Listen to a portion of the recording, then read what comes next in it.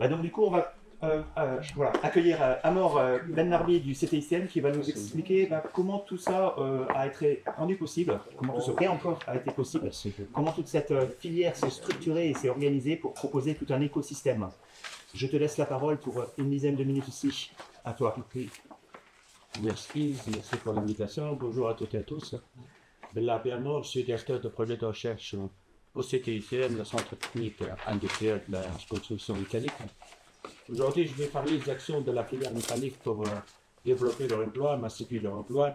Qu'est-ce qu'elle a fait, la filière métallique, ces dernières années?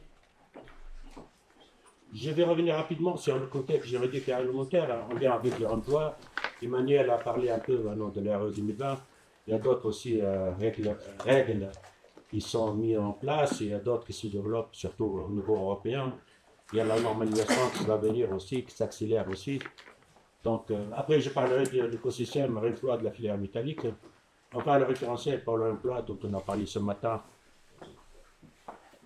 les recommandations qui ont été publiées au mois de juin dernier.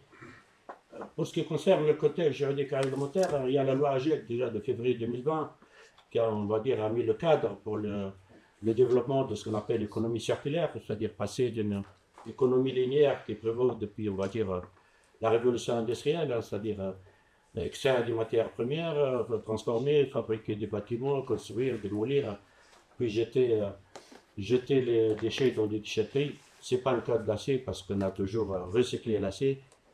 Et pour passer à, on va dire, un système économique circulaire qui consiste en fait à réinjecter une partie des produits en fin de vie dans un nouveau cycle de construction via leur emploi, leur utilisation ou encore leur recyclage.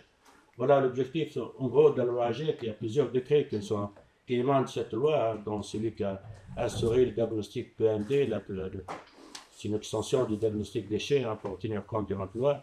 Il y a aussi la réglementation RE 2020. Emmanuel en a parlé un peu.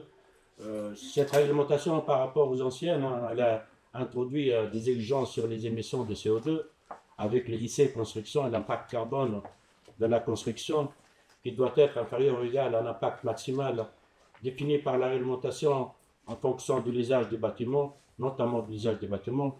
Ce qui est important pour nous, c'est que les produits de l'emploi sont considérés comme ayant un impact égal à zéro. C'est-à-dire, lorsqu'on met une partie de produits de l'emploi dans un nouveau bâtiment, on considère que ces produits, sur les différents modules de l'analyse cycle de vie, ont un impact zéro. Il y a une partie politique, il n'y a pas que la technique et manuelle. Il y a une partie, c'est l'objectif aussi, c'était de faire pousser un peu leur emploi. Donc, on a négligé certaines choses. Enfin, il y a la responsabilité élargie des producteurs, la PMCB, qui a été mis en. C'est une émanation aussi de la loi AGEC, avec les éco-organismes qui ont été mis en place, comme Valopat, Ecomaison, etc. Ce qui nous intéresse aujourd'hui pour l'emploi, que le cahier de charge des éco-organismes a fixé un objectif de réemploi de 5% à l'horizon 2028. Sur un total de déchets produits par an d'environ 46 millions de tonnes, en dehors des déchets ménagers, donc il y a de la place. Je pense que c'est un objectif très ambitieux. Actuellement, on tourne autour de 1% de l'emploi, donc arriver à 5%, il va falloir faire des efforts. Voilà pour ce qui est du contexte. Ce qu'a fait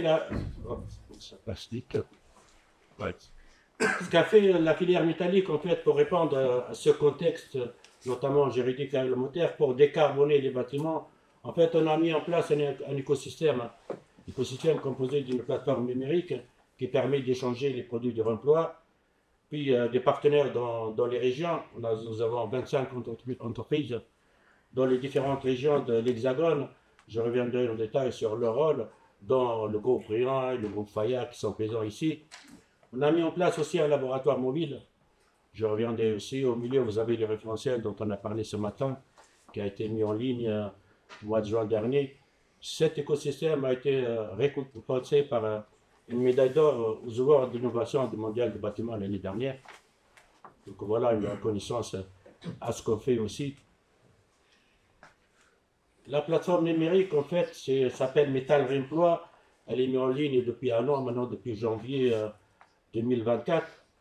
Elle sert comme la mise en relation entre vendeurs et acheteurs, donc il n'y a pas d'acte de vente dans la plateforme, mais des produits sont déposés, puis les acheteurs entrent en contact avec les vendeurs. Il y a environ 5000 tonnes de produits, essentiellement de charpente, qui sont mis en vente maintenant. Il y a pas mal de... On remarque qu'il y a pas mal de demandes de produits actuellement.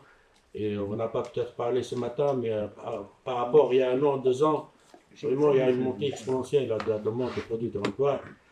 C'est essentiellement la volonté de la maîtrise d'ouvrage, parce que la réglementation pour l'instant, la RE 2020, même s'il y a des exigences, on peut passer sans réemploi. Peut-être 2028, 2031, lorsque il y aura des renforcements, ça va être un peu plus difficile. Mais nous, on se prépare dès maintenant pour ces échéances. En plus de la plateforme Métal Réemploi, on a mis en place un réseau de partenaires relais dans les régions. On a 25 entreprises constructeurs métalliques dans les différentes régions de l'Hexagone. Ces entreprises, l'objectif en fait, c'est de créer des plateformes physiques dans les différentes régions. Des mini-plateformes physiques, parce que l'un des verrous de développement des emplois, en plus des référentiels, de la sécurité, de la normalisation, c'est l'existence de produits, les produits qu'on souhaite lorsqu'on commence à concevoir un bâtiment, un architecte, un maître d'ouvrage, un maître d'œuvre. Il trouve ces produits rapidement. On a quelques soucis maintenant lorsqu'on cherche des produits.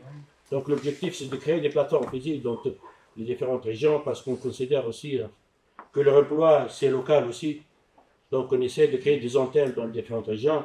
Ces partenaires relais vont aussi aider les entreprises dans la qualification des produits de l'emploi. Ils les assistent aussi dans le diagnostic. Voilà, l'objectif des partenaires relais sont des entreprises de notre filière. Nous avons 25 maintenant dans les différentes régions de l'Hexagone. Enfin, il y a un laboratoire mobile. En fait, pour compléter, on va dire, l'écosystème, dans le référentiel dont je vais parler tout à l'heure, on impose des essais, des analyses à faire pour qualifier les produits de l'emploi.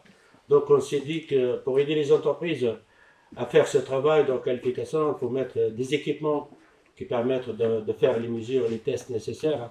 C'est une camionnette avec pas mal d'équipements, donc il va pouvoir se déplacer dans les régions, aider les entreprises aussi bien sur chantier dans les diagnostics que dans les ateliers pour la qualification des produits de l'emploi. Voilà cette notion de laboratoire mobile, des différents équipements. Le seul équipement qu'on n'a pas maintenant dans la camionnette, c'est l'équipement pour les traction. Il n'y a pas un équipement disponible sur le marché portable, on va dire. Mais il y a le développement encore en cours, aussi bien en France que dans d'autres pays européens. Mais j'espère que dans 1 an ou 1 an et demi, on aura un équipement qu'on peut mettre dans la camionnette. Voilà pour ce qui concerne l'écosystème. Maintenant, le référentiel dont on a parlé ce matin, les recommandations professionnelles qui ont été publiées au mois de juin dernier, je pense que vous avez entendu parler, c'est le premier référentiel emploi en France, filière confondue, qui a été accepté par la commission prévention produits, la CDP de l'APC. Il a été mis en ligne au mois de juin 2024. Il est paru dans la publication de la CDP au mois de juillet. Donc, il fait entrer, on va dire, le emploi des structures métalliques dans le domaine des techniques courantes. Donc, une reconnaissance automatique par les assureurs comme des produits neufs. C'est le premier référentiel que vous ai dit. Voyons, encadré en rouge, ils ont ajouté une petite case pour mettre dans cette case tous les référentiels qui vont venir sur l'emploi. Pour l'instant, il y en a un seul. Donc voilà, les recommandations, on va en les techniques courantes. Tous les référentiels validés par la CDP rentrent dans ce qu'on appelle technique courantes. Donc assurabilité, reconnaissance automatique par les assureurs, par les contrôleurs, bien sûr, qui sont convaincants. Voilà, c'est une avancée importante. Comme j'ai dit, ce n'est pas suffisant pour développer l'emploi. Il faut avoir aussi la ressource. Et c'est un sujet aussi sur lequel on travaille. Il faut aussi travailler sur l'économie des projets de l'emploi. C'est un sujet sur lequel on travaille parce que des fois, maintenant, ça coûte un peu plus cher. On arrive des fois à Isoko, on va dire, mais généralement, on est à 15-20% plus que le nôtre. Et malgré tout ça, la maîtrise d'ouvrage, les constructeurs, ils s'y mettent. Ils sont prêts des fois à payer plus cher pour décarboner, bien sûr. L'objectif des recommandations, en fait, c'est de définir une procédure de qualification qui permet, en fait, de garantir que les propriétés de ce produit d'occasion sont les mêmes qu'un produit neuf du même type, avec la même durabilité. L'objectif après une qualification, qu'on intègre ce produit dans un processus de construction neuf, donc avec toutes les garanties, la décennale, etc. Donc voilà l'objectif du référentiel. Le domaine d'application, il est là, ça concerne seulement les profilés laminés à chaud et les PRS aussi. Pas de produits d'enveloppe pour l'instant, il y aura d'autres référentiels sur ce sujet, ni de métallerie. Ça concerne les produits provenant de bâtiments construits après 70. 70 parce qu'il y avait une première norme produit qui a été publiée en 1970, la NFA 35501. Donc ça nous permet d'avoir des garanties sur le produit qui ont été mises en œuvre depuis. La limite d'élasticité maximale est de 460. Ça couvre tous les usages bâtiments. Normalement, puis après, les classes d'exécution, les XE1 et les XE2 aussi, ça couvre une grande partie de l'usage de l'acier en construction. Rapidement, en fait, le référentiel, ces recommandations, en fait, reviennent sur toutes les étapes d'un processus d'emploi, du diagnostic initial, ressources, jusqu'à la mise en œuvre sur le nouveau bâtiment, en passant par la déconstruction et surtout la requalification qui constitue le chapitre le plus imposant, le plus important du référentiel. La traçabilité aussi, je suis presque à la fin. Les propriétés à déterminer par la requalification, en fait l'objectif c'est de sortir ce qu'on appelle l'attestation des performances pour les produits requalifiés, c'est-à-dire qu'on va retrouver les performances mécaniques des produits pour qu'on puisse le dimensionner après par le corpus hors code, le mettre en œuvre selon les normes en vigueur.